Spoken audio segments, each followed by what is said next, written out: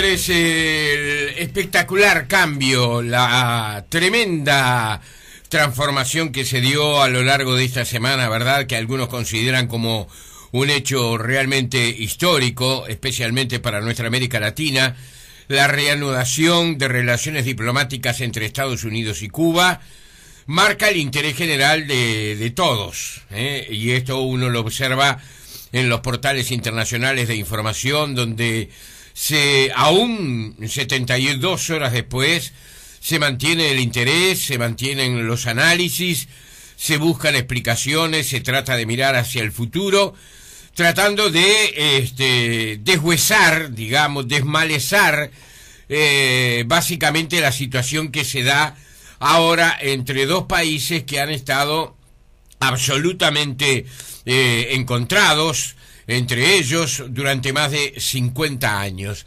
Y todos los testimonios son importantes. Uno de ellos para los uruguayos y uno de los de mayor certificación, de mayor viso de veracidad por la capacidad y la confianza que nos despierta el interlocutor, es quien nos va a acompañar a partir de este momento. Estamos hablando de Monseñor Luis del Castillo, que ha estado en Cuba durante bastante tiempo. Ahora vamos a ver concretamente cuánto tiempo estuvo allí, en la parroquia San Luis Obispo, en Santiago de Cuba. Estamos saludando a Monseñor Luis del Castillo. ¿Qué tal, padre? ¿Cómo le va? Buen día. Buenos días, mucho gusto de estar con usted y con la audiencia de Radio Oriental después de tanto tiempo. Exactamente. 4 años en Cuba. 4 años en Cuba, exactamente, padre. Para mí es un gusto recuperar la posibilidad de conversar con usted después de este paréntesis.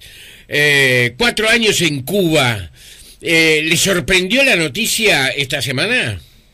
Igual que a todo el mundo, salvo los que estaban en Roma conscientes de la intervención del Santo Padre, del Papa Francisco, y también de la acción perseverante, paciente de la diplomacia, ahora con un nuevo enfoque, me parece, con el nuevo secretario de Estado, el cardenal Parolin, que fue nuncio en Venezuela, que conoce Cuba desde esa ubicación, por la enorme vinculación económica, cultural entre la Venezuela actual y Cuba. Creo que para todo el resto del mundo, he estado en contacto con cubanos de Santiago de Cuba, ha sido una sorpresa, no por deseada desde hace años, menos sorprendente en el momento, y la amplitud del cambio. Sí, claro. Vi gente llorando en transmisiones especiales de televisión directas, por ejemplo, desde La Habana, llorando en el sentido de que esto les abre un camino de esperanza que, según de ellos, puede cambiar su vida radicalmente. Todavía parece prematuro llegar a ese punto, ¿no? Por supuesto que un distanciamiento cultivado durante 50 años no se resuelve en 50 horas, pero las medidas anunciadas ya dentro de su espacio de actividad del presidente Obama, porque tiene todavía el contrapeso de cosas que dependerán del Parlamento, ya eso es una avenida muy grande para muchas cosas que tocan hondo al corazón de las personas. Por ejemplo, la reunificación familiar. Claro. Hay muchas familias que durante años han estado separados, mucha gente que ya está en Estados Unidos reclamando la reintegración, que ha dejado familia en Cuba, que demora muchísimo el trámite de poder llevar a esposas, a esposos, a hijos, a nietos. Todo eso lo he vivido allá con gente muy cercana a la parroquia, por supuesto, pero es muy general. Sí. Hay muchísimas familias cubanas rotas por esta separación entre los dos países. Sí, se calculan millones y millones las personas cubanas que están hoy dispersas por el mundo. Muchos de ellos están concretamente de primera generación en los Estados Unidos, especialmente en el estado de la Florida, aunque también hay colectividades importantes de cubanos en Nueva York y también en Los Ángeles, ¿verdad? Claro. Yo lo que creo es que es bueno señalar, por supuesto, lo que de una manera llamativa, porque no se suele acostumbrar en los discursos oficiales, el reconocimiento tanto de Raúl Castro como de Barack Obama del protagonismo que tuvo el Papa Francisco. Claro. Y el regalo que le hicieron el día del cumpleaños. Sí, ¿no? Nada menos.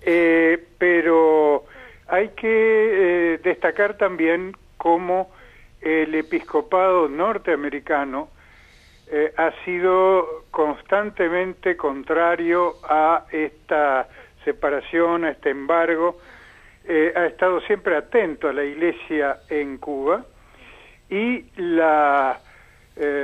también la insistencia por parte de ya 3 papas, ¿no? San Juan Pablo II, el Papa Benedicto y ahora Francisco, insistiendo en que esto es una anomalía que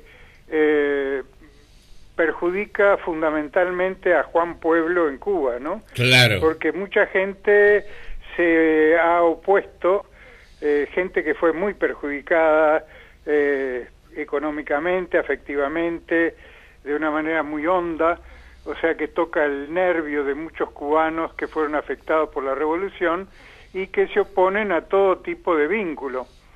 Pero para la gran masa de cubanos este distanciamiento ha sido sumamente perjudicial para el desarrollo económico, para sobre todo el vínculo familiar, sí. La dificultad en los traslados, en los viajes. Sí. Por ejemplo, en todos mis desplazamientos desde Cuba hacia Estados Unidos, tengo que pasar por un tercer país. Las empresas de aviones que llevan familiares cubanos de visita a Cuba no pueden llevar sí. pasajeros de terceros países. En general van a México, ¿no? México o Panamá. O Panamá, exactamente. O las Bahamas. Bien. Padre, cuénteme un poco, ¿cómo fue la experiencia de esos 4 años? ¿Qué cosas descubrió? Seguramente su mirada atenta debe haber observado con mucha atención fenómenos que, bueno, llegaron a la realidad, más allá de lo que podamos informarnos, no hay nada como encontrarse con la realidad, ¿verdad? Y esa realidad usted la vivió. ¿Cómo la describiría? Sí, es muy difícil resumir 4 años en 4 minutos, pero sí. Tratando de darle titulares. Sí. Con relación a la iglesia, encontramos una iglesia sumamente misionera, consciente de décadas de oposición. Los creyentes practicantes son sumamente apostólicos, sumamente misioneros. En la parroquia, bueno, en la comunidad jesuita donde yo estaba en Santiago de Cuba, atendíamos 4 parroquias. Pero es constante en la gente el anunciar y compartir el Evangelio en el entorno donde viven, pero también yendo a misionar en zonas rurales donde no hay templos.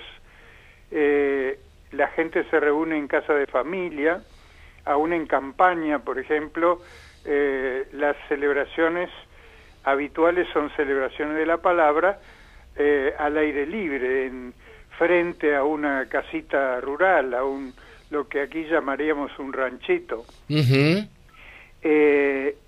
Y en las ciudades se reúne la gente apiñada muchas veces en apartamentos de lo que en Montevideo serían conjuntos habitacionales. Claro. Imagínese un apartamento de 3 habitaciones en un tercer piso, repleto de gente para una celebración, habitualmente de la palabra, ocasionalmente misas. Claro. Eso desde el punto de vista de lo que pude ver de la iglesia. Sí. La gente en general tiene una veneración incomparable, o sea, no existe nada en Uruguay comparable, por la Virgen de la Caridad, que es la patrona de Cuba, que fue descubierta en el mar por unos pescadores, una imagencita pequeña, sí, pero que ha entrado en la historia del pueblo y en la cultura del pueblo cubano mucho más allá de los bautizados católicos. Y diariamente pasan unas 1000 personas por el santuario que guarda esta imagen en la localidad de El Cobre, porque era una antigua mina de cobre, ahora cerrada. 1000 personas pasan todos los días y 4000 personas todos los fines de semana, los sábados y los domingos.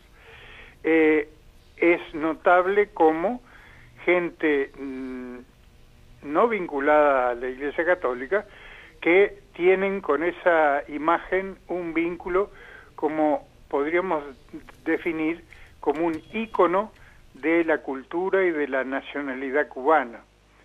Eso con respecto a la relación del cubano medio, sí, el cubano en general, a la trascendencia.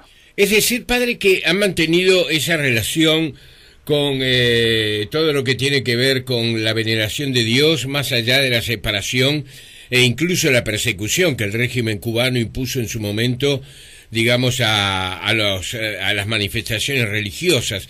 ¿Tiene un porcentaje de cubanos en relación a su adhesión a la fe cristiana? Aproximadamente la mitad de la población es bautizada católica, ajá, pero solo un 1% tiene práctica dominical, porque falta el hábito.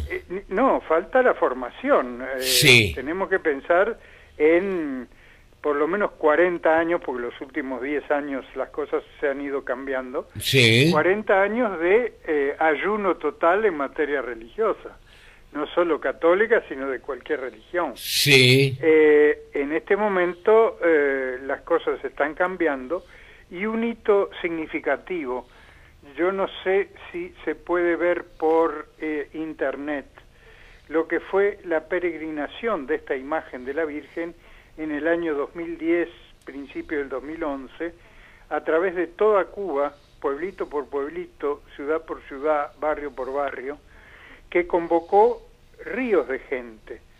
Es muy llamativo ver las filmaciones de esta procesión. La imagen de la Virgen iba recorriendo, y en lugares donde capaz que iban 20, 40 personas a misa el domingo, el pueblo entero se volcaba a la calle para recibir, despedir, acompañar la imagen de la Virgen. Claro. Aún sin saber rezar. Claro. No es gente que sepa el Ave María.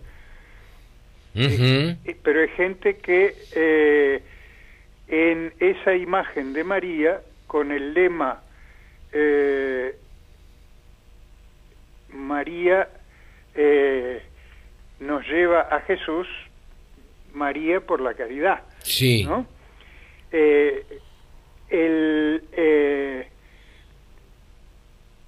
El modo como la gente ve en esa imagen como una apertura a la trascendencia, como una semilla de esperanza, me imagino lo que va a ser estos días el santuario, ¿no? Claro. Repleto de gente dándole gracias a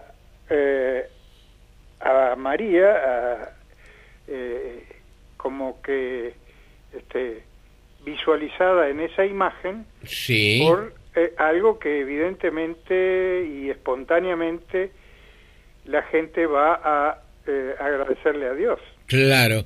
Padre, justamente le iba a preguntar, ¿cómo son las celebraciones, por ejemplo, de Navidad? ¿Cómo se llega a desarrollarse la Nochebuena? ¿Tiene características, tiene símiles parecidos a los de Uruguay o son diferentes? Bueno, dos cosas distintas. Primero, recién en el año 98 se volvió a permitir celebrar ese día como día feriado. Ajá. Primera diferencia. Bien. Segunda diferencia, no estamos en un país consumista. Entonces, toda la publicidad y adornos y demás de todos los locales comerciales no existe. Tampoco en las calles. La celebración es en la intimidad familiar y en los templos. Ajá. No en la calle. No hay visibilidad navideña con cosas poco cristianas como el Papá Noel, que muy poca gente se acuerda que es un obispo turco. Ajá. Bueno, porque se lo ha disfrazado tanto que al final no se lo conoce. Y lamentablemente hemos disfrazado también la Navidad de tal forma que nos olvidamos que no es felicidad porque hay una fiesta, sino felicidad porque Dios está con nosotros, ¿no? Claro. Bastante diferencia. Claro. Bueno, en Cuba todavía no hay ese entorno, ese ambiente popular, global. No está contaminado por ninguna de esas cosas. Sí, ni está contaminado por la deformación y recién poquito a poco va descubriendo el verdadero significado de la Navidad, porque la evangelización ha sido, como digo, puesta en el congelador durante años. Sí, fue interrumpida durante años. Cuénteme eso, padre, discúlpeme que le saque del tema, pero me parece muy interesante. Usted me dice pocas cosas tan poco cristianas como el Papá Noel. Cuénteme. Bueno, el origen de Papá Noel es un obispo turco que muy sensible por los más pobres, en particular los niños, fue conocido por esa actitud. Sí. De ahí a el personaje gordinflón, de cachetes, sí, rozagantes y, ¿no?, carcajada, ¿no? Eso es una caricatura. Sí. ¿No? Y el tema de todos el regalo y demás de este tiempo, y poner la felicidad en el festejo, ¿no? Sí. Y no la felicidad en el Emmanuel, el Dios con nosotros. Ajá. Claro, no es una cosa que uno diga tenemos que luchar para erradicar, porque el esfuerzo tiene que ser el anunciar qué es lo que en verdad estamos celebrando. Si, como ha sido tradicional en nuestro país, este es el Día de la Familia, bendito sea, ¿no? Porque la familia también es una institución tremendamente frágil en este momento. Uh-huh. Así que un Día de la Familia no está nada mal.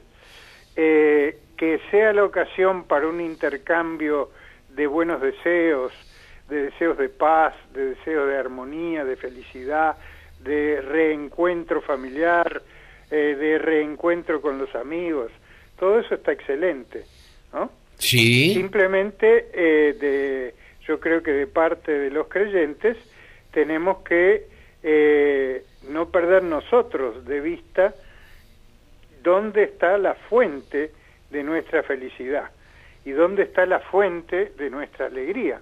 Sí. San Pablo nos dice con toda claridad, estén siempre alegres, ¿no? Sí. Podría coincidir con este espíritu navideño, pero nos dice por qué.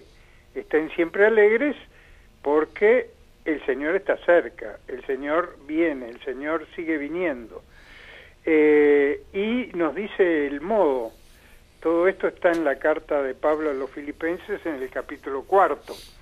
El modo como es concentrarnos en todo lo bueno, todo lo justo, todo lo amable, todo lo hermoso que tengamos a nuestro alrededor. Uh-huh. Si miramos desde el amanecer las cosas como si fuera un filtro, ¿no? Concentrándonos en lo bueno y usando como esos anteojos de sol que descartan los rayos perniciosos del sol, también ponernos anteojos espirituales que nos permitan ver con claridad todo lo positivo en nosotros, en las demás personas y en los acontecimientos, y que nos filtren todo lo perverso, lo negativo, lo injusto. O sea que para estar siempre alegres, no se trata de tener siempre una botella de champán en la mano. Está absolutamente claro, padre, ahora. Padre, volvemos a Cuba y nos instalamos allí. Seguramente que el agradecimiento y la trascendencia que ha tenido en todo esto la figura del Papa Francisco le da a la Iglesia, a ver cómo lo puedo explicar, porque lo que quiero decir, de repente me parece medio complicado de expresar, aunque muy sencillo de sentir. La figura del Papa Francisco no solamente mantiene su volumen, ¿verdad?, de figura notoria de la Iglesia Católica, el conductor de la Iglesia Católica hoy, sino también con un peso político realmente muy importante, muy trascendente. Eso seguramente en Cuba debe observarse de una manera muy especial. Yo creo que tenemos que ubicarnos en que el lugar sagrado históricamente ha sido un espacio de paz y de reconciliación. Por eso tantas treguas navideñas en guerras, en conflictos y también en pequeñas situaciones familiares. Pero a escala global, a escala de relaciones entre los pueblos o entre las regiones, es histórico que la religión como que saca a los protagonistas de los conflictos de su territorio pequeño y los lleva a otro plano. No solo el Papa en este caso ha tenido ese papel, ese rol, sino que también el episcopado cubano a lo largo de los años ha trabajado en la misma dirección. No podemos olvidar que unos años atrás la mediación de la Conferencia Episcopal de Cuba permitió la liberación de muchos prisioneros políticos, que ha acompañado esta vez este cambio de política. Sí. Entonces, yo creo que la Iglesia, y no solo la Iglesia Católica, pero en particular la Iglesia Católica por ser tan universal, ha sido no solo el tercero en discordia, sino también el promotor de encuentros, como el Tribunal de Alzada, que permite ver más allá, como decían los primeros discípulos en tiempos del Imperio Romano. Nosotros tenemos que obedecer a Dios por encima de los hombres. Entonces, si se reconoce una autoridad trascendente y alguien que hable en nombre de esa autoridad, claramente cumple una función en cada sociedad y entre pueblos que a veces se ha quedado como más escondido. Claro. Pero tenemos que recordar que la presencia inicial del Papa Juan Pablo II en Montevideo fue para firmar un acuerdo de paz entre Chile y Argentina. Es cierto. Donde la presencia de la Iglesia fue fundamental para llegar a ese acuerdo. Sí, por eso vino el Papa a firmar. Padre, ¿no tiene temor de que las expectativas que se han abierto sean exageradas? Porque esto, como usted dijo, un tema de 50 años de diferencia, no se van a superar en 50 horas, ni en 50 minutos, ni en 50 días. Seguramente acá va a haber marchas hacia adelante y marchas hacia atrás, ¿verdad? Por ejemplo, perdón. Si no, le decía, por ejemplo, en esas transmisiones que veíamos con una libertad que en general no observábamos desde Cuba, a los cubanos expresarse, se ve que la celebración llegó a todos los estamentos, ¿verdad?, de la sociedad cubana. Había gente que decía, bueno, durante 50 años no hemos comido por los norteamericanos, por el bloqueo norteamericano, y acá no le estoy preguntando nada del bloqueo ni del embargo, no lo estoy metiendo en ese tipo de circunstancias, pero la explicación que ellos tenían era que el embargo durante 50 años les había prohibido poder realizarse, ¿verdad?, en sus necesidades básicas plenamente. Este movimiento que comienza siendo diplomático, pero que todo el mundo intuye que irá a más, de cualquier manera, ¿no se le exigirá más allá de lo que puede dar en este instante? Evidentemente que al presidente Obama se le pide ir más allá de lo que puede como presidente sin el Parlamento. Seguro. Lo tiene en contra, primero. Y se le pide a Raúl Castro que modifique una serie de políticas internas que tampoco va a poder hacer por su sola voluntad. Pero los pasos dados ya, o sea, sin duda que esto ha llevado tiempo de negociación, pero los pasos manifestados estos días son tan significativos que podríamos decir que lo que sigue es como consecuencias menores. El modo como se va a poder ir modificando leyes del Parlamento norteamericano va a llevar tiempo, como todo proceso parlamentario, pero el Ejecutivo ya dentro de sus facultades está adelantando medidas de aplicación de las leyes que permite avanzar. Pero de todas maneras, ya fíjese, Cuba estaba cubierto por letreros de dos cosas, algo que tampoco tiene equivalente en Uruguay, como si todos los carteles o cartelones que uno ve por las carreteras tuvieran solo dos temas: embargo y los 5 prisioneros. Así es. Letreros como volverán. Eso estaba en el ánimo de toda la gente en todo el país todo el tiempo. Que eso ya se haya resuelto es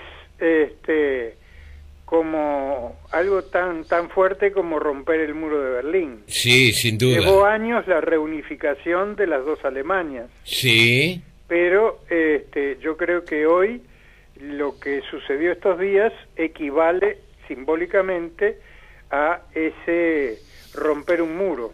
Claro. Padre, ha sido muy lindo reencontrarnos con usted esta mañana, hemos aprendido mucho, usted es una persona que expresa muy bien la realidad, y no solamente en estos tiempos, la ha expresado en tiempos más complicados de sintetizar la realidad, y estoy hablando de nuestro país. Me siento muy contento de escuchar su voz, de sentirlo muy bien. Le doy un abrazo a la distancia, le deseo lo mejor y en cualquier momento repetimos, ¿le parece? Bueno, lo mismo digo, Traverso, un fuerte abrazo para usted y un saludo de Navidad, pero como decíamos antes, feliz y bendecida Navidad, porque ha nacido el Emanuel, el Dios con nosotros. Fantástico. Hasta muy pronto, padre. Hasta pronto. Señores, ha sido Monseñor Luis del Castillo en la mañana de Tiempo Presente.